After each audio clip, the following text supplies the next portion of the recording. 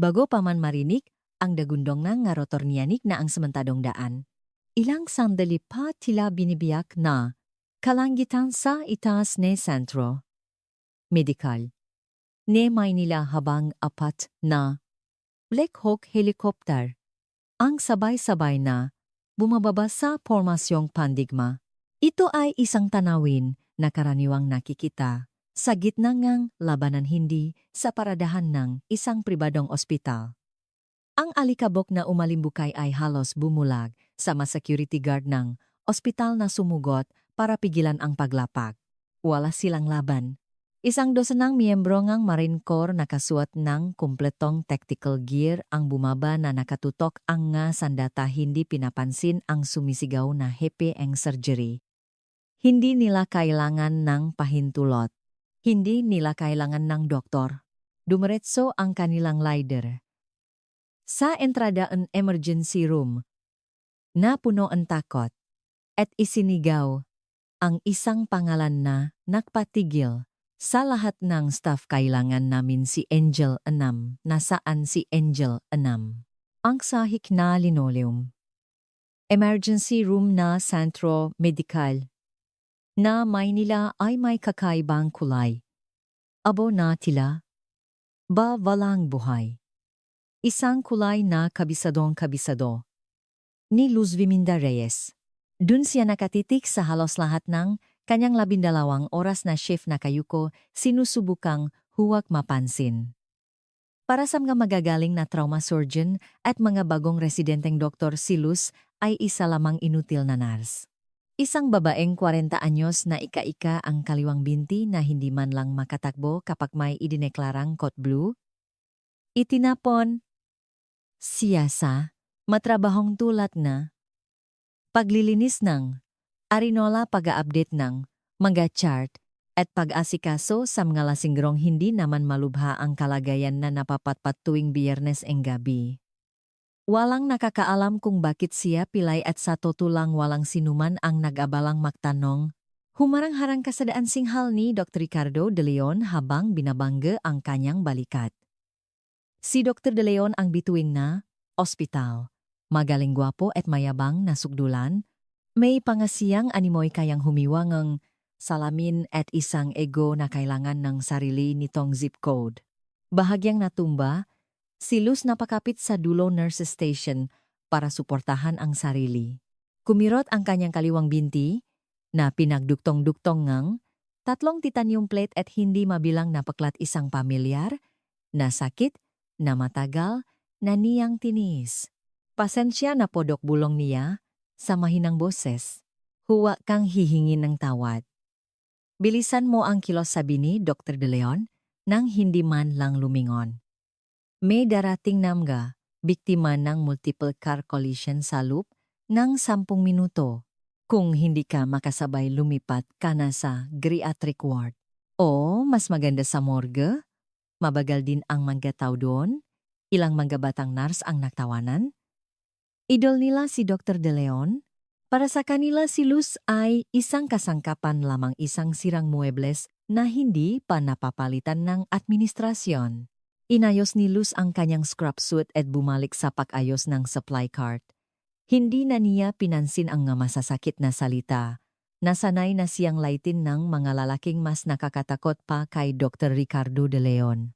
Minsan na siyang sinigawan ng isang drill instructor sa ilalim ng malakas na ulan sa Camp Pendleton at minura ng isang sugatang local commander sa gitna ng alikabok ng Kandahar. Ang kayabangan ni Dr. De Leon ay parang hunilang ngang kulihlik kumpara sa dagundong ngang mortar fire. Ngunit itinago niya ang lahat ng iyon. Dito siya ay si Luz, lamang hindi si Petty Officer Reyes, hindi ang flight nurse na si Luz, at tiyak na hindi ang may-ari ng call sign na ibinaon niya sa kailaliman ng kanyang personnel. File 7 taon na ang nakalipas. Ate Luz, sabi ni Bea, isang mabait ngunit laging namamadaling junior nurse habang mabilis na dumadaan dala ang isang tray na IV bags. Huwag mo na siyang pansinin. Stress lang yon. Sabi sa bulletin may isang VIP daw na kasama sa mga biktima ng aksidente. Anak yataeng isang senador. Okay lang ako, Bea, mahinang sagot ni Luz. Pinakmasdan ng kanyang mata ang kaguluhan sa AR nang may katumpakan na walang sinuman ang nakapansin. Sa isang eksenang puro, ingay at pagkasindak para sa iba nakakita silos ng ma-pattern. Ang pasyente sa bed 4 ay malapit ng make-shock bago pa man tumuno ang monitor. Ang residenteng doktor sa bed 7 ay nahihirapan sa intubation, ngunit nanahimik siya. Natutunan niya sa masakit na paraan na sa mundo nga sibilyan, ang isang pilay na nurse ay hindi dapat nagbibigayng diagnosis. Ang trabaho niya ay kumuhang kumot. Bumukas ang automatic doors at isang grupo na mga paramedic ang pumasok. Tulak-tulak ang isang stretcher na may sakay na duguan at tinedyar na lalaki. 17 taong gulang lalaki driver na walang seatbelt tama sa ulo sigaw ng isang paramedic, agad na lumitaw si Dr. De Leon at nagsimulang magutos. Dalhin siya sa trauma bay. Bir kumuha ne case, X-ray MAC-type and cross-match. Reyes tabi diyan kailangan namin neke espasyo. Umatras si Luz sa gilid ipinagsalikop ang kanyang mga kamay sa likuran. Pinanot niya si Dr. De Leon na kumilos. Magaling siya kailangang aminin ni Luz, mabilis ang kanyang nga kamay, pero mayabang. Ginagamot niya ang pasyente pero hindi niya nakikita ang tao.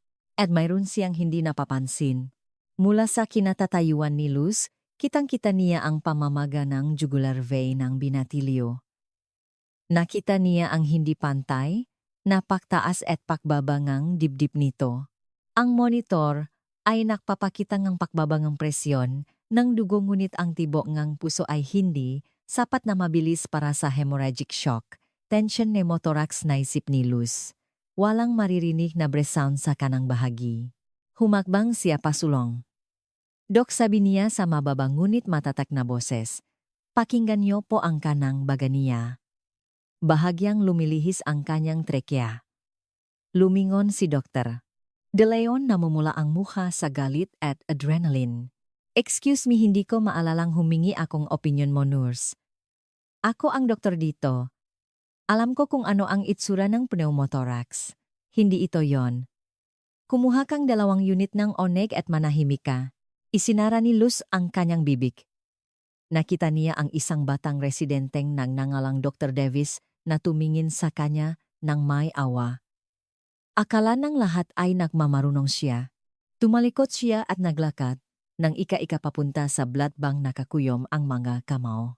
Ang lumang sugat sa kanyang binti ay kumikirot nagpapaalala sa kanyang gabing naging sanhing kanyang pakapilay. Nakabitin ng patiwarik sa lupngang nag-apoy na rekech isang kamay, ang nagpapanatili sa buhay ng isang marin, habang ang isa ay pumipigil sa pagdurugo ng sarili niyang basak na hita. Kinuha niya ang mablood bag, tiningnan ang label ng 3 beses. Isang ugali na hindi na kailanman nawala. Pagbalik niya sa trauma bay mas lalo pang lumala ang kaguluhan. Ang binatilyo ay nag-agaw buhay na. BP is 60 over 40 sigaw ni Dr. Davis. Mawawala siya sa atin bigyan ng isang amnang episigaw ni Dr. De Leon, nasaan na yung dugo Reyes bilis. Habang inaabot, ang dugo muling tiningnan ni Luz ang dibdib ng pasyente. Mas malala na. Ang paglihis ng trakea ay kitang-kita na ngayon. Kung hindi gagawa si Dr. De Leon ng needle decompression sa loob ng susunod na 60 segundo mamamatay ang binatilyo. Kailangan niya ng needle decompression. Doc, sabi ni Luz, mas malakas na ngayon.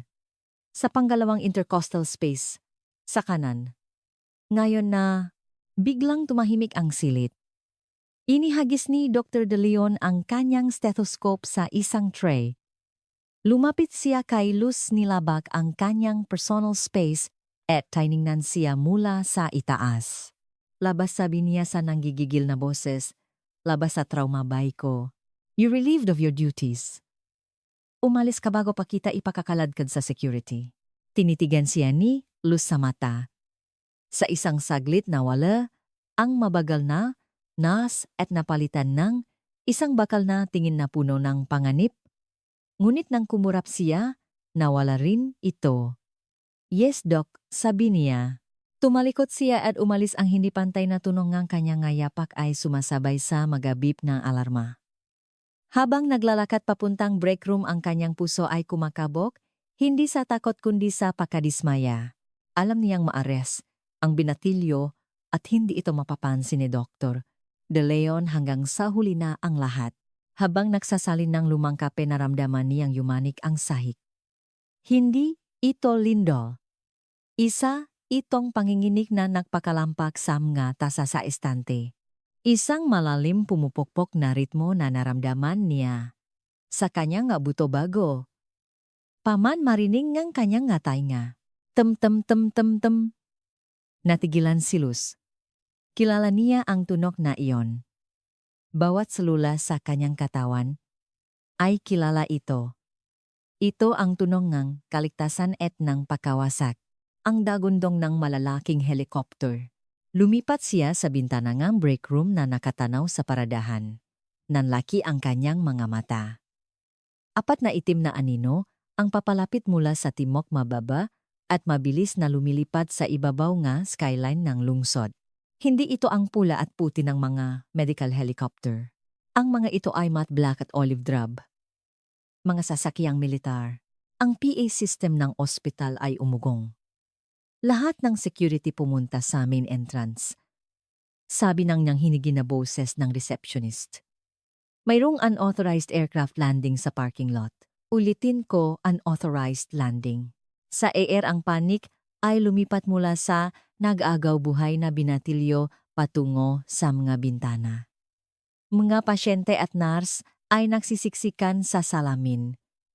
Terorista ba yan sigaw ng isang tao? Hindi sigaw ni Dr. De Leon, sinusubukang bawiin ang kontrol sa sahi. Malamang isang training exercise na nakamali. Huwag ninyong pansinin mag-focus sa pasyente ngunit, imposible itong hindi pansinin. Ang dagundong ay nakakabingi na ngayon. Ang nangungunang helicopter isang guha. 60 Black Hawk na walang anumang marka maliban sa kulay abong serial number ay. Agresibong lumapak sa ibabaw ngang nakaparadang sasakyan. Ang hangin mula sa makarotor nito ay nakpatakilat sa isang malit na kotse. Mula sa break room nanood si Luz na kalimutan na ang kanyang kape. Idiniin niya ang kanyang kamay sa salamin. Anong ginagawa nila dito? Hindi ito designated landing zone. This is a hot landing. Nakita niya ang nangungunang chopper na lumapak at bago pa man o halos hindi dumampi ang magulong nito sa asfalto bumukas na ang mapinto sa gilid. Hindi na nila hinintay na bumagal ang marotor. Sunod-sunod na lumabas ang masundalo. Mabilis na binilang ni Luz. 12. Kumpleto sa gamit. Plati carriers. M4 carbines. Drop leg holsters. Mga helmet na may combs. Hindi ito isang simpleng transportasyon. Ito ay isang special operations team. Nanlit ang kanyang nga mata. Ang patch sa kanilang balikat ay itim na may kulay abong velcro. Ngunit nakilala niya ang insignia isang kris na tumatagos sa globo. Force Recon. Diyos ko. Ang pangalawa at pangatlong helicopter ay lumapak sa isang mahigpit na formasyon hinaharangan ang daanan ng ambulansya. Ang ikaapat ay nanatiling nakahover, sa itaas isang sniper, ang nakadungaw sa pinto nagbibigay ng cover. Bumukas ng malakas ang mapintong ang IR ngunit hindi pasyente ang pumasok. Si Mang Frank isang matandang security guard ang tumakbo papasok na kataas ang makamay at umaatras. Hindi ko sila mapigilan sigaw ni Mang Frank. May magabaril sila. Sa likuran niya, sinipa ng malakas ang double doors na halos matanggal sa isang bisagra nito. 3 marines ang unang pumasok sinuri ang silid gamit ang kanilang maripel. Hindi sila tumutok sa mga sibilyan ngunit ang kanilang disiplina ay nakakatakot. Mabilis silang gumalaw. Sa pagitan ng ma-stretcher ang kanilang presensya ay nagpatigil. Sa buong silid, Walang gagalaw sigaw ng nangungunang Marin ang kanyang boses ay pinalakas ng speaker sa kanyang face. Ipakita ang nga kamay huwag gagawangang anumang biglaang kilos, lumabas si Dr. De Leon mula sa traumabay ang kanyang maguwantes, ay may bahit pa rin ng dugo ang binatilyo. Ang kanyang kayabangan na dapat sanay kanyang baluti ay maari na ngayong maging kanyang ikapahamak. Sino kayo sa akala ninyo, sigaw niya, lumalakat patungo sa mga armadong lalaki. Ospital ito hindi, kayo maaring basta-basta pumasok dito na may dalang armas mayroon, akong pasyenteng nag-agaw buhay, hindi kumurap ang nangungunang Marin. Isa siyang higanta marahil 6 sa patiga na may paklat sa kanyang kilay. Umabanta lamang siya at tinulak si Dr. De Leon gamit ang isang kamay. Hindi ito marahas na pagtulak kundi isang simpleng pag-alis ng isang hatlang. Napasinghap si Dr. De Leon at napaatras. Ako si Captain Cyrus Miller, 9, United States Marine Corps, sabi ngang higante sa isang malakas na boses. At hindi kami naparito para sa pasyente mo, doktor. Naparito kami para sa isa sa amin. Sundalo nautal na sabi ni Dr. De Leon naging kulay ube ang mukha. Walang military personnel na naka-admit ngayon. Nakamali kayo ng ospital hindi siya pinansin ni Captain Miller. Hinawakan niya ang kanyang radyo. Command secured na ang lugar. Hinahanap na ang target. Kumuha siya ng isang nakatiklop na papel mula sa kanyang tactical vest at ibinuklat ito. Tumingin siya sa paligid ng silit sinuri ang matakot na muha nga nurse. Doktor, nahahanap kami ng isang dating miyembro ngang serbisyo anunsyo ni Miller. May impormasyon kaming nagtatrabaho siya sa pasilidad na ito.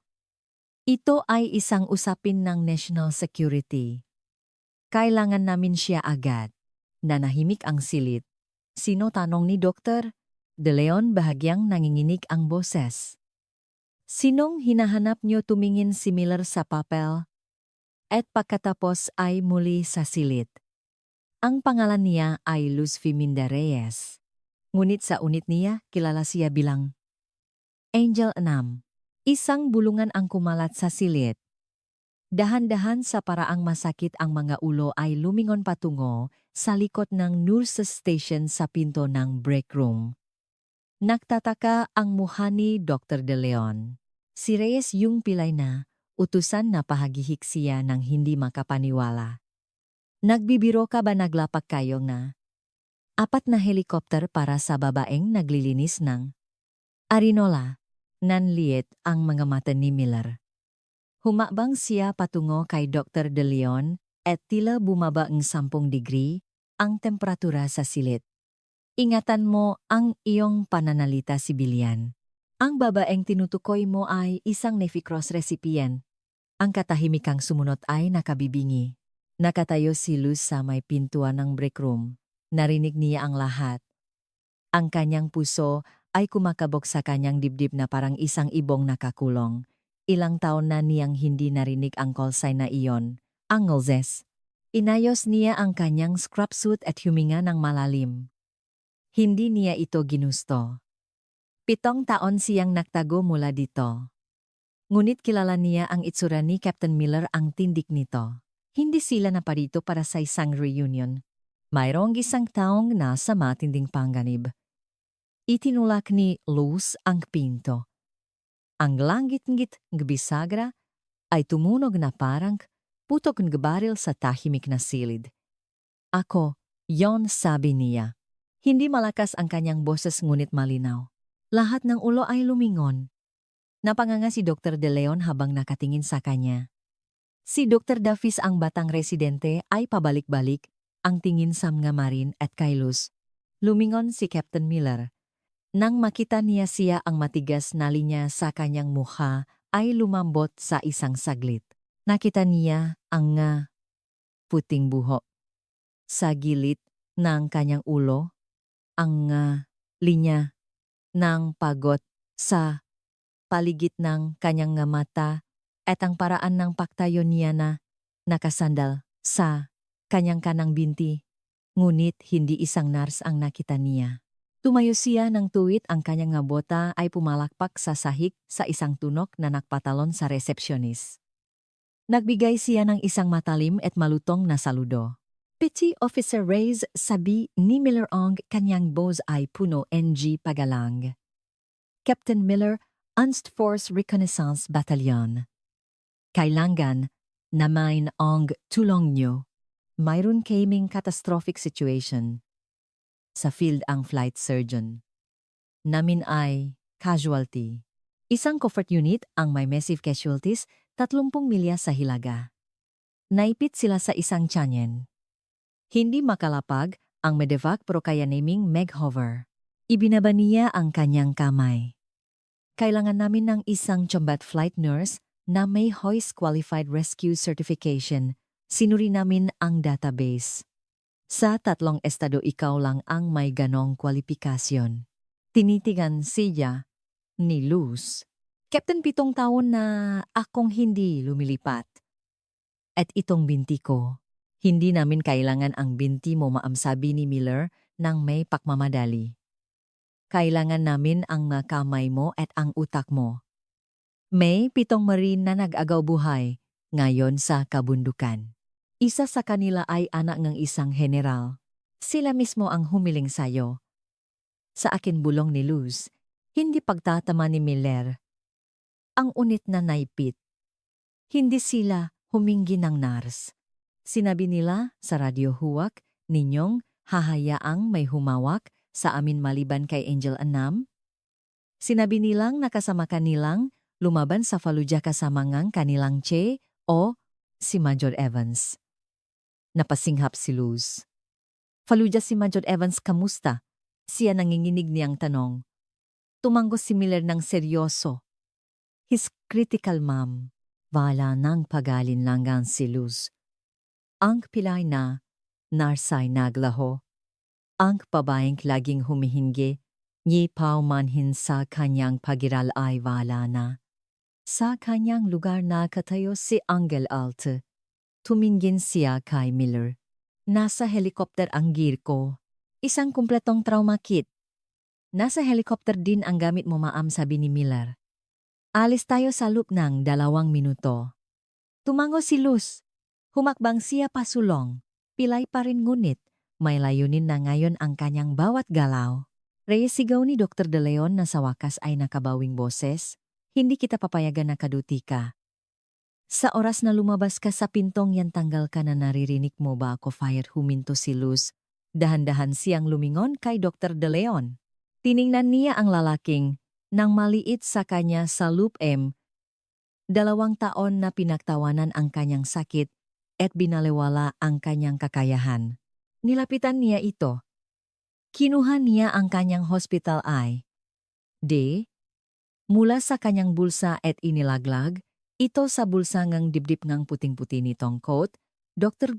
De Leon, sabi niya ang kanyang boses ay malamig at may autoridad. Ang binatilyo sa trauma bay, 1 eye, may tension, pneumothorax. Kung hindi mo siya bibigyan ng needle decompression, ngayon ikaw ang magpapaliwanag sa ama niyang senador kung bakit siya namatay. At tungkol sa pagtanggal mo sa akin. Isang malamig at matalim na ngiti ang sumilay sa kanyang ngalabi. Nagre-resign na ako. Humarap siya kay Captain Miller. Tara na. Ang loob ng 60M Black Hawk ay isang atake sa mga pandama. Ingay panginginig at ang napakalakas na amoy ng JP4 jet fuel. Para kay Luz ang amoy na iyon ay isang time machine. Sa sandaling sumara ang mga pinto sa gilid at ang helicopter ay kumabig pakaliwa palayo sa skyline ng Maynila nawala ang ospital. Si Dr. De Leon ang mga mapanuksong residente ang kulay abong sahik lahat ay parang isang malayong alaala. Inabutan siya ni Captain Miller ng isang headset. Nang iswat niya ito ang active noise cancellation ay agad na ginawang isang mahinang ugong ang dagundong ng marotor. Itinuro niya ang isang duffel bag na nakatali sa sahig. Dinala namin ang dati mong gamit. Ma'am, umaling-ongo ang boses ni Miller sa intercom. Standard issue flight suit boots at ang Tire 2 trauma bag mo. Itinago ni Major Evans. Sabi niya babalik ka balang araw. Tiningnan ni Luz ang bag at may bumara sa kanyang lalamunan. Si Major Evans ang lalaking nakdurugo ngayon sa isang bundok ay naktago ngang kanyang gamit sa loop ngang 7 taon. Tinanggal niya ang kanyang seatbelt isang paglaba sa protocol na binalewala ni Miller at naksimulang hubarin ang kanyang asul na scrub suit. Walang hiya. Nasa loob siya ngang isang sasakyang puno ng marina. Para sa kanila siya ay isang mahalagang bahagi nga, kagamitan tulad ng isang rifle o isang radyo. Isinuot niya ang flight suit. Medyo maluwag na walan siya ngang kalamnan mula nang umalis sa serbisyo ngunit ang bigat ng pamilyar na tela ay parang isang baluti. Habang itinatali ang kanyang tactical boots na pangiwisya ng higpitan ito sa ibabaw ng peklat sa kanyang kaliwang bukong-bukong. Matalim ang sakit isang paalala kung bakit siya umalis sa militar ngunit isinara niya ito sa isang kahon sa kanyang isipan at isinara ang takip. Briefing Captain sabi ni Luz, habang isinasaksa ang kanyang comms sa isang jack sa pader. Nabago ang kanyang boses. Nawala ang mahinang, paumanhin na tono ng nurse. Napalitan ito ng maikli at may atoridad na tono ni Petty Officer Reyes. Tumango si Miller pinahahalagahan ang pagbabago. Kinuha niya ang isang tablet mula sa kanyang vest at ibinigay sa kanya. Training exercise sa hilaga ng Sierra Madre paliwanag ni Miller seryoso ang mukha. Ang unit ay First Force Recon nagsasagawa ng High Altitude Survival and Evasion Training. Noong unit may nangyaring mali. Nawalan kami ng komunikasyon sa kanila 4 na oras na ang nakalipas. Nang sa wakas, ay makontak namin sila nagpapanik ang radio operator. Inatake sila. Nag-angat ng tingin si Luz mula sa mapa sa tablet. Inatake sa Sierra Madre sa isang training exercise. Diyan nakakaproblema sabi ni Miller sa madilim na boses. May nakita silang hindi dapat makita. Posibleng isang malaking operasyon ng droga o mas malala pa. Hindi kilala ang kalaban ngunit armado sila ng husto. Pinabagsak nila ang Extraction Osprey. Bumagsak ito sa isang box canyon na kilala bilang lalamunan ng demonyo. Masyadong masungit ang lugar para makalapak. Kaya kailangan naming i-hoist kapababa. Pinaaralan ni Luz ang topographic map. Ang contour line ay halos makakapatong. Ito ay isang bangungot na patayo. 7 ang kumpirmadong casualty sa lupa. 3 ang kritikal. Si Major Evans ay may tamangang bala sa tiyan at shrapnel mula sa pagbaksak sa kanyang leg. Patay na ang kanilang corpsman. Si Major Evans, ang senior officer, pero hindi siya makagalaw. Isang sarhento na nagngangalang Adams ang namumuno ngayon, humingangang malalim si Miller. Si Adams ay anak ni General Sterling at ang bata ay takot na takot. At dahil sa mga kwento na narinig niya mula sa kanyang ama tungkol sa iyo walang tigil siyang sumisigaw ngang Angel and Nampay. Ipinikit ni Luz ang kanyang mamata sandali. Anak ng general. Kaya pala 4 na helicopter. Ang politika ay laging kasama sa digmaan. Ngunit si Evans, pamilya siya. Ilang minuto bago tayo makarating. 6 na minuto ma'am, sabat ng boses ng piloto. Lumalalang panahon, may paparating na badyo mula sa hilaga. Malapit ng maging zero visibility. Kung hindi ka namin maibaba sa susunod na 10 minuto kanselado ang misyon. Sumilip si Luz sa maliit na bintana. Ang luntiang tanawin ng labas ng Maynila ay napalitan ng matutulis at nababalutan ng niebe na tuktok ng Sierra Madre. Ang mga kulay abong ulap ay umikot sa mga taluktok na parang mga pating na pumapalibot sa kanilang biktima. Naramdaman niya ang isang lumang takot na kumapit sa kanyang tiyan. Ang huling beses na sumakay siya sa isang helikopter sa teritoryo ng Kawe hindi siya nakalakat pabalik. Gumapang siya. Flashback Kandahar. Ilang taon na ang nakalipas. Ang gabi ay napakainit na amoy asupre at pagkabulok. Ang RPG ay dumating mula sa kung saan at tinamaan ang tail rotor. Ang pag-ikot ay nakakahilo. Ang pakbagsak ay nagwasak sa kanyang mundo at sa kanyang binti. Naalala niyang nakabitin ng patiwarik ang dugo ay pumupunta sa kanyang ulo, pinapanot si Evans na hilahin ang piloto mula sa nag-apoy na wreckage. Bumalik siya para sa kanya. Binuhat siya nito ne 3 milya kahit na may bali ang kanyang likod. Iniligtas nito ang kanyang buhay. Petty officer ang boses ni Miller ang napabalik sa kanya sa kasalukuyan. Tumingin si Luz sa kanya. Bahagyang nanginginig ang kanyang nga kamay. Ikinuyom niya ang nga ito. Ayos lang, ako pagsisinungaling niya.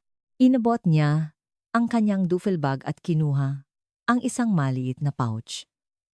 Sa loob ay ang kanyang personal na medkit, intubation blades, combat gauze, chest seals at maraming morphine.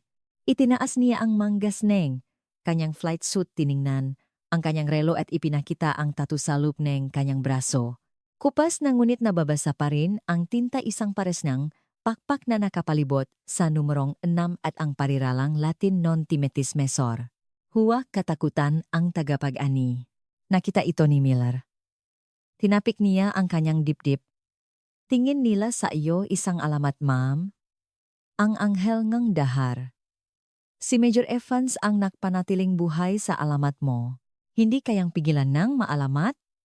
Ang pagdurugo bulong ni Luz habang sinusuri ang salyongang isang IV bag ng saline.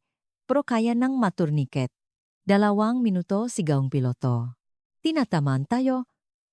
Small arms fire. Ulitin ko, tinataman tayo. Biglang kumabig pa kanan ang helicopter. Isang tunok na parang yelo na tumatama sa lata ang umaling-aungaw sa katawan nito. Manggabala ang tumatama sa baluti. Weapons-free sigaw ni Miller habang hinihila ang charging handle ng kanyang carbine. Ang ibang mga marin sa cabin ay agad na nagbago mula sa pagiging mga pasahero tungo sa pagiging mga mapanganib na mandirigma. Kumapit si Luz sa isang strap sa itaas. Nakbaho ang panginghinah.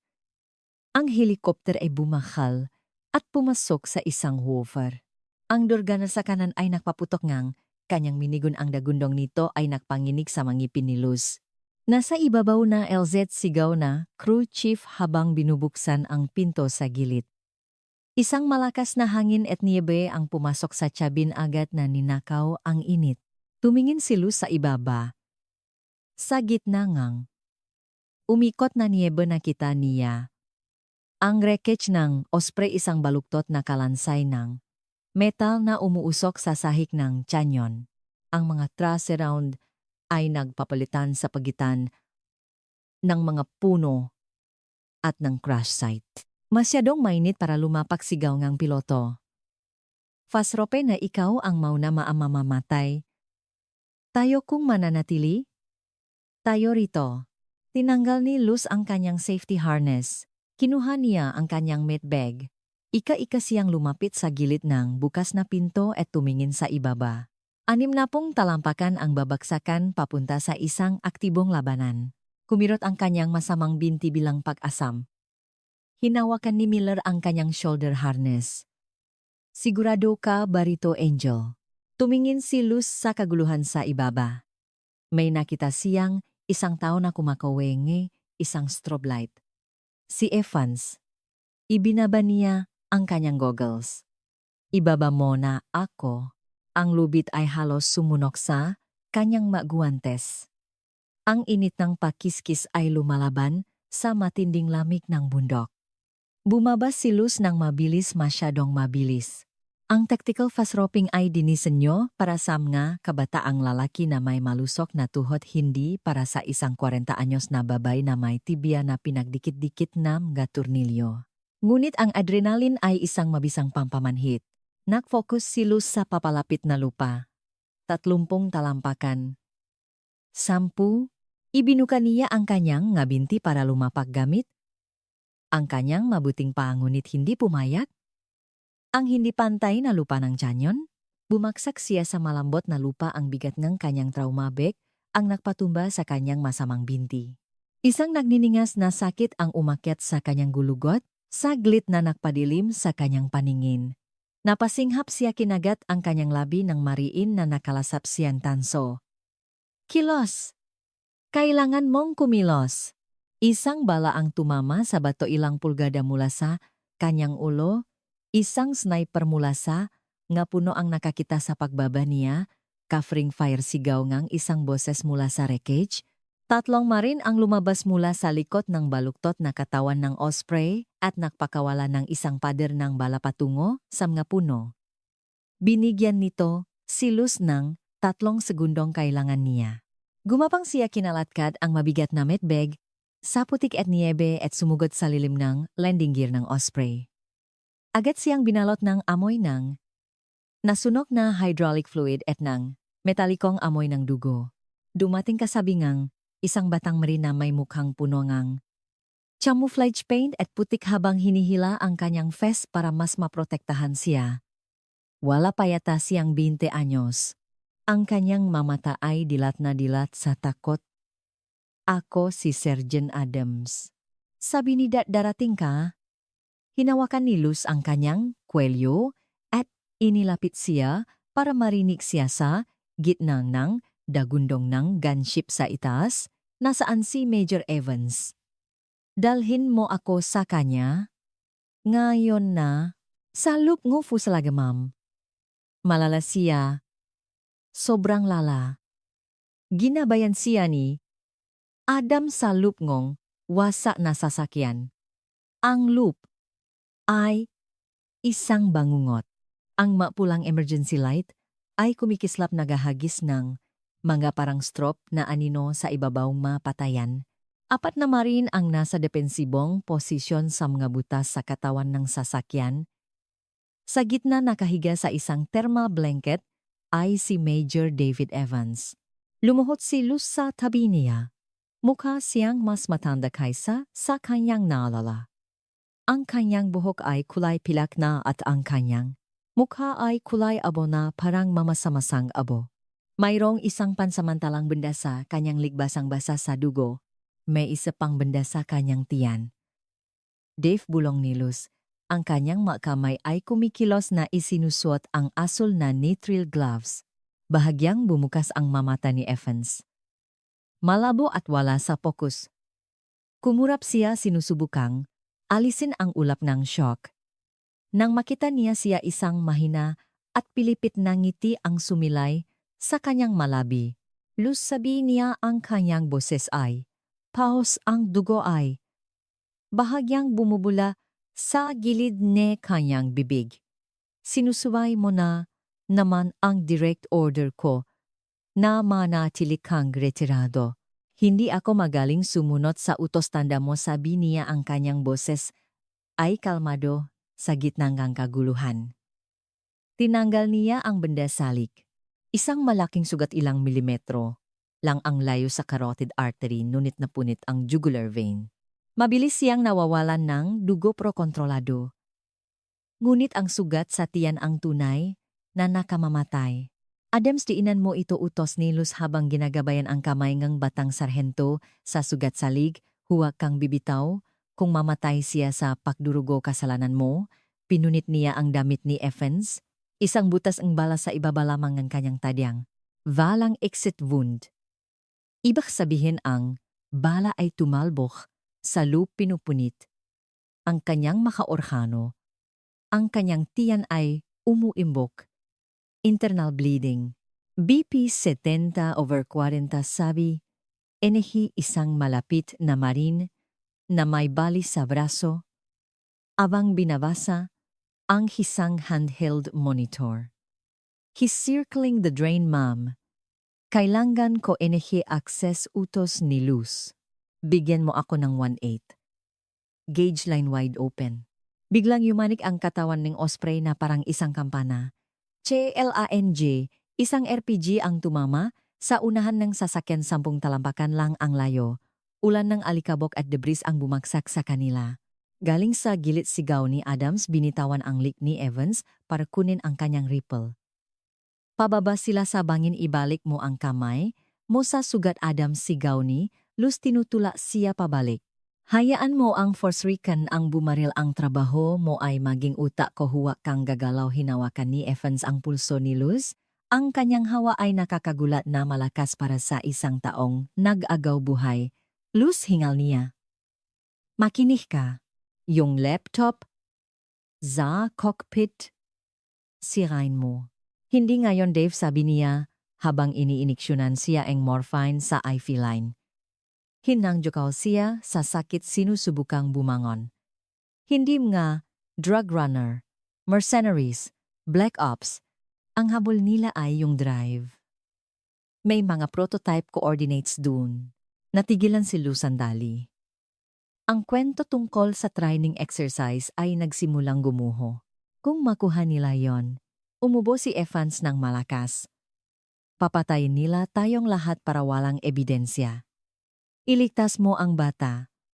Si Adams. Dalhin mo siya. Iwanan mo ako. Hindi kita iwanan sabi ni Luz. Nang may baksik, inilapit niya ang kanyang muha sa kanyang tainga. Nilayasan ko ang isang shift kasama si Ricardo de Leon para pumunta rito. Hindi ako uwing walang dala. Mabubuhay ka Dave kahit na kailangan pa kitang buhatin palabas dito. Sumabog ang mundo. Isang mortar round ang tumama sa labas lamang ng bukas na hatch. Ang shockwave ay nagtapon kay Luz at ibinalibag siya sa isang pader. Tumama ang kanyang ulo sa metal at saklit na nakdilam ang kanyang paninghin. Umiling siya nilalabanan ang ugong sa kanyang matainga. Pagtingin niya si Adams ay nakahandusay sa lupa tulala. Si Evans ay walang malay. At nakatayo sa butas sa katawan ng sasakyan na kasilweta laban sa niyebe at nga putok ng baril ay 3 tao. Hindi sila nakaswat ng gula-gulanit na damit tulad ng mga drug runner. Sila ay nasa high-end tactical gear, may night vision goggles at may dalang mga Vector SMG na may suppressor, mga profesional, mga mersenaryo. Itinaas ng isa sa kanila ang kanyang sandata direktang nakatutok sa walang malay na anak ng general. Hindi nag-isip si Luz. Hindi siya nag-analisa. Ang muscle memory na hinasa ng libu-libong oras ng pagsasanay ang kumilos. Wala siyang armas ang kanyang status bilang isang medic ay theoretical na nagpoprotekta sa kanya, ngunit ang nga taong ito ay walang pakialam sa Geneva Conventions. Kinuha niya ang tanging bagay na abot kamay niya, isang flare gun mula sa isang emergency survival kit na nakakabit sa pader. Itinutok niya ito at kinalabit ang gatilyo. Ang flare ay tumama sa chest plate ng ngungunang mersenaryo. Hindi ito tumagos ngunit ang magnesium ay nag-apoy sa isang nakakasilaw na puting liwanag na susunok sa 1600 degrees Celsius. Sumigaw ang lalaki, binitawan ang kanyang sandata at gumulong-gulong habang ang kanyang vest ay nilalamon ng apoy. Ang dalawa pang mersenaryo ay nabulagan, ang biglang liwanag ng magnesium ay nag-overload sa kanilang night vision goggles. Pintuan na yun nasigaw ni Luz. Bumaba si Captain Miller mula sa isang hatch sa kisame na parang isang diyos ng paghihiganti. Lumapak siya sa pangalawang mersenaryo, ang kanyang combat knife ay kumislap. Dumating na ang rescue team ngunit si Evans ay nakod. Kailangan ko si Luz, sigaw ngang isang tao. Luz. Ang labanan ay lumipat na sa labas ng katawan ngang sasakyan. Si Miller at ang kanyang Force-Recon team ay nagtutulak pabalik sa mga mersenaryo, binibigyan siya ng espasyo. Ngunit sa loob ng wreckage ang digmaan ay biolohikal. Tumigil na ang puso ni Evans. Simulan ang chest compression, sigaw ni Adams. Nasa wakas ay nakabawi ang lakas ang loob. At nagsimulang diinan ang dibdib ni Evans. Masyadong mabilis, dahan-dahan pagtatama ni Luz. Hayaan mong bumalik ang dibdib. Sumugot siya sa kanyang bag.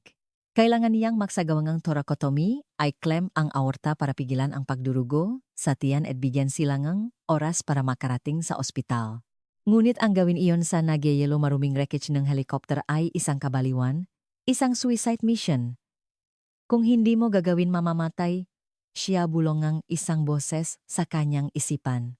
Eskalpelutos niya sa marine na may bali sa braso. At lahat enikebeta din na meron ka. Pinunit niyang natitirang damit ni Evans. Anong gagawin mo, tanong ni Adams habang hinihingal sa CPR?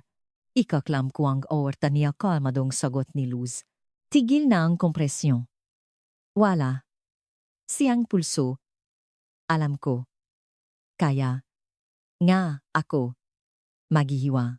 Ginawa niya ang hiwa, isang mahabang patayong hiwa, sa gitna ng kanyang dibdib. Walang dugong umagos. Ang kanyang presyon ng dugo ay 0. Ginamit niya ang chest pressures mula sa kanyang trauma kit para buksan ang sternum. Ang tunog ng nabaling buto ay halos magbasuka kay Adams, unit na natili. Siyang matatag na hawak ang flashlight. Inilagay ni Luz ang kanyang nga kamay sa loop ng dibdib ng lalaking itinuring niyang kapatid sa loop ng 20 taon. Ang kanyang makamay ay mainit sa loop na katawan nito, isang kaibahan sa nagyayalong hangin na humahampas sa labas. Natakpuan niya ang descending aorta. Ipinipin niya ito sa pagitan na kanyang nga daliri, idiniin sa gulugot. 1 miligram na epinephrine na sigaw niya. Nanginginig na isinaksak ito ng marin na may bali sa braso sa IV line. Direktang minasahe ni Luz ang puso gamit ang kanyang nga kamay. 1, 2, 3. Ito ay malambot sa kanyang nga kamay, parang isang patay na ibon. Laban, Dave, sabi niya sa pagitan ng kanyang nga ngipin. Huwag kang bibitaw. Hindi dito. Hindi sa niyebe. Muli niyang minasahe. Tam. Isang mahinang tibok sa ilalim ng kanyang palat. May ritmo, ako, sigaw niya. At pagkatapos ay isa pa. Tam. Tam. Ang puso ay nagsimulang tumibok ng mag-isa, hindi regular ngunit tumitibok. Sa pamamagitan ng paklem sa aorta, ipinadala niya ang lahat ng natitirang dugo sa kanyang utak at puso. Isinakripisyo ang ibabang bahagi ng kanyang katawan para manatili siyang buhay. May pulso na sigaw ng Marine. Mahina pero nararamdaman ko. Kailangan natin siyang ilabas dito, sabi ni Luz habang ginaalis ang kanyang makamay, ngunit iniwan ang surgical clamp sa lugar. Ngayon na, mamamatay siya sa hipotermia kung maghihintay tayo. Pinindot niya ang kanyang headset. Miller status, umurong ang kalaban, pero magre-regroup sila para sa isang malaking pag-atake. May 3 minuto tayo bago nila ilabas ang kanilang 50 calories. Handa na ba ang package? Critical ang package pero stable, sagot ni Luz. Kailangan namin ng hoist extraction. Ngayon na. 0 visibility angle, sabat ng piloto. Hindi ko makita ang deck. Sundin mo ang boses ko, sigaw ni Luz. Magpapaputok akong green smoke. Kinuha niya ang isang smoke grenade at inihagis ito palabas sa isang butas. Isang makapal na berdeng usok ang agad na kumalat, tinatangay ngang hangin ngunit sapat na para makita. Lalong lumakas ang dagundong Black Hawk.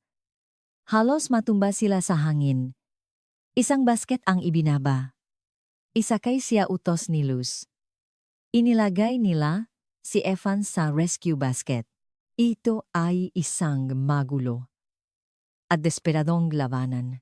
Kinailangan ni Luz na tumakbo sa tabi habang hinihila ang basket. Tinitiya na ang clamp na nakausli sa kanyang dibdib ay hindi matatanggal. Nang umangat ang basket mula sa lupa, isang bala ang tumama sa metal na gilid nito. Go, go, go, sigaw ni Miller habang nagbibigay ng covering fire. Ikinabit ni Luz ang sarili niyang jarabiner sa hoist table sa itaas nege basket. Hindi siya aakyat ng hiwalay.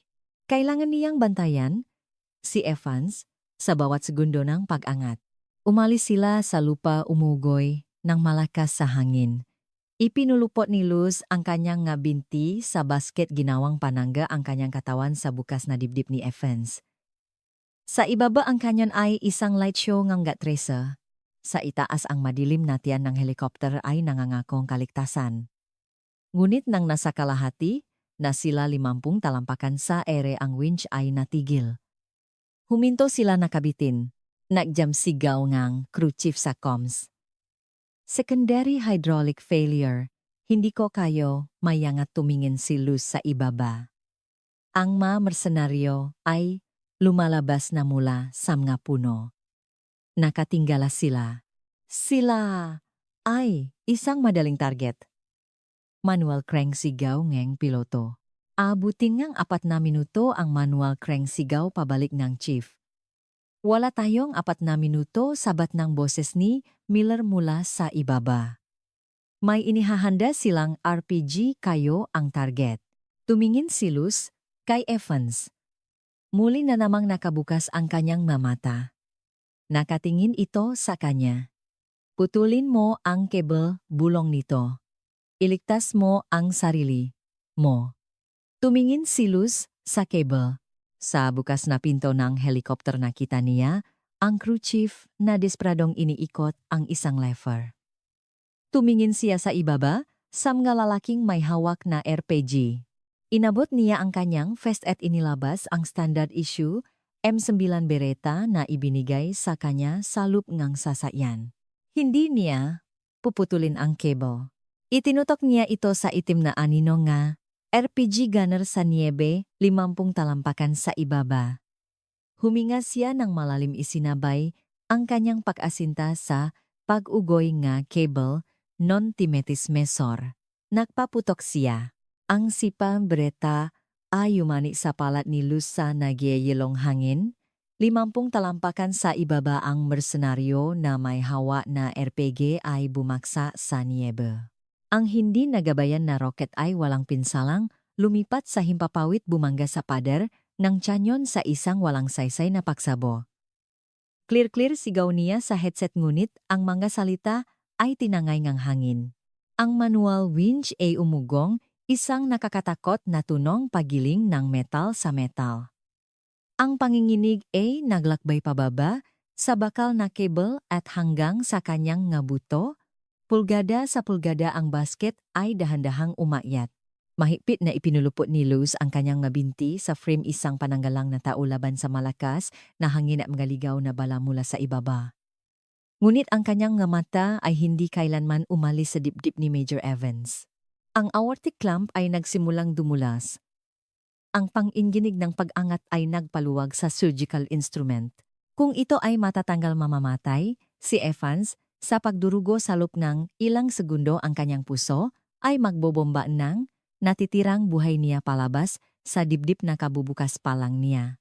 Dahan-dahan sigaw ni Luz sa crew chief habang ang kanyang ulo ay lumampas na sa sahig ng Black Hawk. Huwag ninyong yugyugin. Malalakas na kamay ang humawak sa kanyang tactical vest. Si Captain Miller at ang crew chief ang humila sa basket papasok sa cabin ng may puwersa na halos mag-dislocate ng kanyang balikat. Itinulak nila ito sa sahig na diamond plate at agad na itinali. Piloto'y labas muna tayo rito, unggol ni Miller. Terrain following manatiling mababa. Biglang kumabig ang Black Hawk, sumisit sa isang bangin para makalabas sa kill zone. Ang G-force ay nagdiin kay Luz sa sahig ngunit hindi niya binitawan ang clamp. Ilaw sigaw niya. Nag-ares na naman siya. Ang cabin ay naligo sa pulang, ilaw nga, tactical light. Isa itong operating room mula sa isang bangungot. Ang helicopter ay umuga, ang presyon ng hangin ay nagbabago at ang pasyente ay teknikal na patay pinananatiling buhay lamang ang isang piraso ngang bakal na nakakapit sa isang pangunahing ugat. Ang anak ng general, si Sergeant Adams, ay nakasiksik sa isang sulok, nakatingin kay Luz ng may dilat na mga matangang takot. Nasaksihan niya ang isang pilay na sa katanghalang gulang na nurse na bumaba sa lubid nagsagawa ng open heart surgery sa isang wreckage at bumaril ng isang tao mula sa isang nakabiting cable. Mabubuhay po ba siya, nautal na tanong ni Adams. Hawakan mo itong ambube, utos ni Luz, hindi pinapansin ang tanong. Sa tuwing tatango ako, pipisilin mo ito? Naintindihan mo, opo ma'am. Tumingin si Luz sa monitor. Ang vital signs ni Evans ay bumabagsak. Kailangan niyang istabilis ang clamp at ipak ang sugat. Miller, ikonekta mo ako sa receiving hospital sa B. niya habang inayos ang gause sa loob ng dibdib ni Evans. Hindi tayo pupunta sa bus. Hindi niya kakayanin ang bayahe papuntang Clark. Kailangan nating bumalik sa sentro medikal ng Maynila. Negative Angel, sabi ni Miller habang nakikinig sa kanyang earpiece. Sabing ko man masyadong classified ang package. Ang data sa laptop, hindi natin yan pwedeng dalhin sa civilian sector.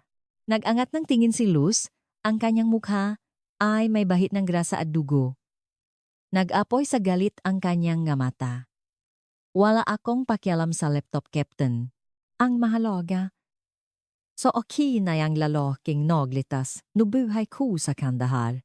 Nakaklem ang aorta niya at may tension pneumothorax. Ang sentro medikal ay 6 na minutong bayahe. Ang Clark ay 20. Kung lilipat ka papuntang base, isang bangkay ang ilalapak mo. Gusto mo bang ikaw ang makpaliwanag kay General Sterling kung bakit namatay ang tagapagligtas ng kanyang anak dahil sa protocol? Nag-atubili si Miller. Tumingin siya kay Evans pagkatapos ay kay Luz. Nakita niya sa kanyang nga mata ang parehong apoy na nagpanalo sa kanyang nafikros. Pinindot niya ang kanyang radyo. Command ito si Dagger, 1-1. Nagdedeklara ako medical emergency. Papunta kami sa Sentro Medical Maynila. Bilisan mo. Piloto. Roger, sagot piloto, makina ay umugong. Habang itinodo niya ang throttle, nag-focus si Luz sa sugat. Kapit lang, Dave. Malapit na tayo. Ang biyahe ay isang kalituhan ng mga alarma at despradong mga pamamaraan. 2 beses bumagsak ang presyon ng dugo ni Evans. 2 beses na minasahe ni Luz ang kanyang puso. Ang mga marin ay nanonot ng may pakamanga habang ritmikong binobomba niya ang buhay pabalik sa kanyang mga ugat. Nang makita na nila ang skyline ng Maynila, ang helipad ng ospital ay nailawan na. Ngunit habang papalapit sila, nakita ni Luz ang isang bagay na nakpakulo sa kanyang dugo. Walang medical staff sa helipad. Nga security guard ang nakaharang sa mga pinto. Hindi sila handa naisip ni Luz. Pinigilan ni Tanaka ang paglapak. Anong problema, ungol ni Miller? Si Dr. De Leon. Siya ang hepeng trauma. Malamang inisip niyang isa lang itong palabas. Kinalabit ni Miller ang slide ng kanyang ripple. Ilapak mo to, piloto. Kung may haharang sa kanya, alisin ko. Lumapak ang Black Hawk sa bubong ng ospital. Ang hangin nito ay nakalat ng mga basura. Tumama ang magulong sa pininturahang ha. Bago pa man bumagal ang mga rotor, sinipa na ni Miller ang pinto. Tumalon siya palabas. Nakababa ang kanyang sandata, habang ang kanyang team ay kumalat sa isang formasyon nege. Pamaypay para ang sekure ang perimeter. Ang mga security guard ng ospital na inutusang pigilan ang paglapag ay napatingin sa Force Recon Marines at umatras na katas ang mga kamay. Tinanggal ni Luz ang kanyang sinturon. Hinawakan niya ang gilid ng stretcher. Handa. Sabilang ko. 1, 2. 3 binuhat nila si Evans palabas ng helicopter. Humahampas ang hangin, pinapalo ang buhok ni Luz sa kanyang mukha. Malala ang kanyang paika, sumisigaw sa sakit ang kanyang masamang binti, ngunit hindi siya bumagal. Tumakbo siya sa tabi nga. Stretcher, ang kanyang kamay ay nakadiin pa rin sa clamp sa loop na dibdib ni Evans. Sinira nila ang pinto papasok sa bubong at sumakay sa trauma elevator. Trauma bay sa tuutos ni Luz. At tawagin niyo si Dr. De Leon. Sabihin niyo sa kanya kung wala siya ron sa loop ngang 30 segundo, ako mismo ang mag-opera. Nang bumukas ang nga pinto nga, elevator sa sahig nga. Nakaroon na, kumpletong kaguluhan. Narinig ng staff ang helicopter, ngunit walang nakakalam kung ano ang nangyayari. Nang lumabas si Luz, napapaligiran ng 4 na armadong marin. Tinutulak ang isang stretcher na may sakay na lalaking, literal na nakabukas ang dibdib, na tigilan ang buong sahig. Si Dr. Ricardo de Leon ay nakatayo sa nurses station, umiinom ngang kape at nakikipagtawanan sa isang residente. Lumingon siya at ang ngiti ay nawala sa kanyang mukha. Nakita niya si Luz ngunit hindi ito ang Luz na kilala niya. Nakasuot siya nga, flight suit na puno nga, putik at dugo. Magulo ang kanyang buhok. Kumikilos siya ng may nakakatakot na intensidad. Ang kanyang pag-ika ay hindi na isang kahinaan kundi parang lakat ng isang sugatang mandirigma. Tabi ang sigaw ni Luz ay umalingaw-ngaw sa pasilyo. Eres nautal na sabi ni Dr. De Leon na bitawan ang kanyang taseang kape. Nabasak ito ang mainit na likido ay tumapon sa kanyang puting-puting sapatos. Anong ibig sabihin nito? Nag-resign ka na.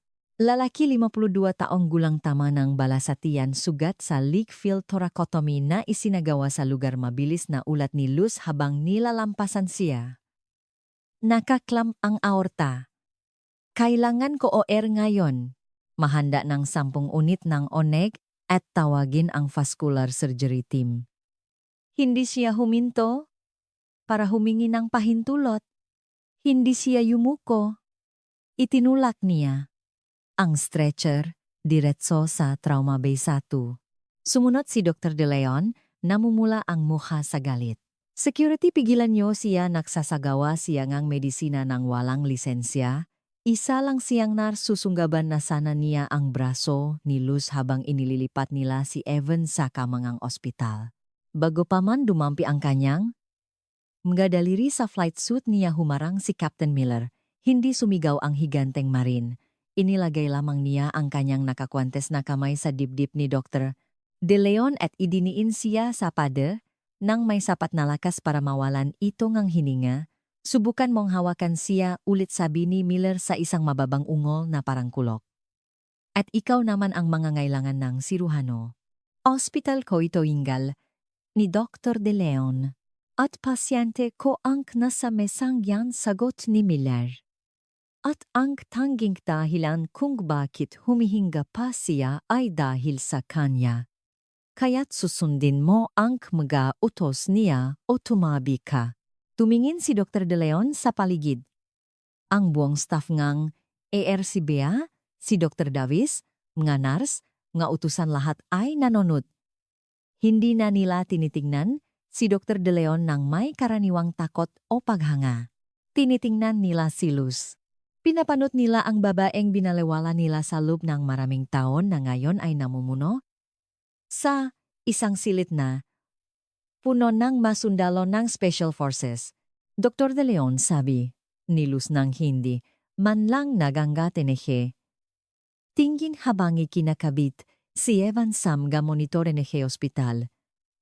Kailangan ko sang vascular surgeon para ayusin ang aorta. Ikaw ba ang gagawa nito o kailangan kong tumawag ng isang taong may kakayahan? Ang insulto ay nanatili sa hangin matalim at malupit. Niluno ni Dr. De Leon ang kanyang pride. Tiningnan niya ang bukas na dibdib. Nakita niya ang clam. At sa isang nakalulunot na realisasyon, naunawaan niya kung anong antas ng kasanayan ang kinakailangan para gawin ang pamamaraang iyon sa loop ngang isang nagho-hover na helikopter. Tiningnan niya ang kamay ni Luz, matatak na parang bato. Ako ang gagawa, bulong ni Dr. De Leon. Mabuti, sabi ni Luz. Pero ako ang may hawa sa operasyong ito. Ayusin mo ang maugat. Ako ang mamamahala sa pasyente. Malinaw. Ang sumunod na 4 na oras ay lumipas na parang isang iglap. Hindi umalis si Luz sa tumayo siya sa ulunan ng mesa, binantayan ang anestesya na utos ng dugo at ginabayan ang mga kamay ni Dr. De Leon kapag ang kayabangan nito ay nagiging sanhing kanyang pagiging pabaya. Sa unang pagkakataon sa kanyang karera, si Ricardo De Leon ay naging isang assistant. Nang may lagay na ang huling tahi at si Evans ay inilipat sa ICU stable, sa wakas ay umatras si Luz. Tinanggal niya ang kanyang duguan na guwantes. Nawala na ang adrenaline at bumigay ang kanyang binti. Natumba siya ngunit bago pa man siya bumagsak sa sahig sinalo siya ni Captain Miller. Hawak kita Angel, mahinang sabi nito. Dinala nila siya palabas ng OR at papunta sa isang waiting room. Ang silid ay puno hindi ng mapasyente kundi ng mauniporme. Nandun si General Sterling, ang ama ng binatilyong iniligtas ni Luz. Isa siyang nakakatakot na lalaki na may apat na bituin sa kanyang balikat. Sa tabi niya ay nakatayo ang hospital director at ang board. Nang pumasok si Luz na inaalalayan ni Miller, tumahimik ang silid. Lumapit sa kanya si General Sterling. Tumingin siya sa kanyang anak si Sergeant Adams na nakaupo sa isang malapit na wheelchair na may kumot sa ibabaw niya. Tumango ang binatilyo sa kanyang ama, may luha sa kanyang mamata. Humarap ang General kay Luz. Hindi siya nag-alok ng pakikipakamay. Sumaludo siya. Isang mabagal sinasadyang saludo. Sa likuran niya ang 20 iba pang mga marin sa silid ay sabay-sabay na sumaludo. Petty Officer Reyes, sabi ng general, ang kanyang boses ay punong emosyon. Sinabi sa aking ang anak ko na pumasok ka sa impyerno para iligtas sila. Gagawin lang po ang trabaho, General, sabi ni Luz. Hindi sabing general, higit pa sa trabaho ang ginawa mo. Iniligtas mo ang buhay ng 7 marin at nakuha mo ang impormasyon na magliligtas sa libu-libo pa. At ginawa mo iyon habang ang institusyong ito, itinuro niya ng may pahamak ang administrator ng ospital, ay tinatrato ka na parang isang katulong. Humarap siya sa hospital director, isang lalaking pinagpapawisan sa kanyang murang suite. Alam mo ba na mayroon kang Navy Cross recipient na nagtatrabaho sa iyong ospital, naglilinis ng sahig? Ang personnel files po ay confidential na utal na, sabi na direktor. Isa siyang bayani, sigawng general. At simula sa sandaling ito siya ay muling aktibo sa serbisyo. Gusto siyang kuning ng Navy. Gusto siyang kuning ng Marines. Hindi na siya maglilinis ng arinola para sa inyo. Muli siyang humarap kay Luz. Kung gusto mo, Luz Viminda, ang posisyon bilang Chief Instructor sa Joint Special Operations Medical Training Center ay sa iyo na. May ranggong Colonel. Tumingin si Luz sa General. Pagkatapos ay tumingin siya sa isang sulok ng silid. Nakatayo doon si Dr. De Leon. Mukha siyang maliit at talunan. Nakita niya ang lahat. Napagtanto niyang ang babaeng kanyang binuli, ang babaeng tinawag niyang pilay na inutil, ay isang higanteng hindi niya nakilala. Inaalis ni Luz ang kanyang kamay sa braso ni Miller. Tumayo siya ng mag-isa na pangiwi sa sakit, ngunit itinuwit ang kanyang likod. Tumingin siya kay Dr. De Leon. Hindi siya nagdiwang, hindi siya sumigaw. Binigyan lamang niya itong isang maliit maaway ngiti. Tinatanggap ko po, General, sabi ni Luz. Ngunit mayroon lang po akong isang bagay na kailangang tapusin. Naglakad siya papunta sa nurse station, kinuha ang lumaniyang locker key mula sa kanyang bulsa at inilagay ito sa counter. Si Bea, ang batang nurse na naging mabait sa kanya, ay may ngaluhang saya. Sa kanyang mata, paalam Bea, mahinang sabi ni Luz. Huwag kang magpapaapi sa kanila. Tumalikot siya at naglakad patungo sa exit kasama ang General at si Captain Miller. Bumukas ang automatic doors at pumasok ang malamig na hangin ng gabi. Ang tunong Black Hawk sa bubong ay nawala na, ngunit ang katahimikang iniwan niya ay mas malakas pa kaysa sa anumang ugong ng makina. Wala na ang tahimik na nurse. Nakbalik na si Angel Sai. At sa unang pagkakataon sa loop ngang 7 taon habang naglalakad siya sa gabi, hindi niya naramdaman ang sakit sa kanyang binti. Naramdaman lamang niya ang hangin sa ilalim ng kanyang pakpak. Ang alamat ni Angel Nam ay hindi natapos sa gabing iyon. Ito ay simula pa lamang ng isang bagong kabanata. Si Major Evans ay ganap na gumaling at kalaunan ay nagretiro sa isang cabin malapit sa training center kung saan tinuturuan ni Luz ang susunod na henerasyon ng combat medic. Si Dr. De Leon ay nag-resign makalipas ang isang buwan. Ang kanyang reputasyon ay nawasak at hindi na siya makakuhang respeto sa na nakakaalam na minamaliit niya ang isang alamat. Pinatunayan ni Luz Reyes na ang mga bayani ay hindi laging nakasuot na kapaat hindi. Sila laging mabilis tumakbo. Minsan sila ay pilay. Ngunit kapag dumating ang tawag kapag bumukas ang kalangitan at umugong ang nga rotor sila ay lumilipad. Hindi na siya binigyang kahulugan ngang kanyang nga sugat kundi ngang mabuhay na hindi niya binitawan. Dahil sa huli, ang nga paklat na dala natin ay hindi tanda ng kahinaan kundi patunay na tayo ay nabuhay para lumaban para sa iba.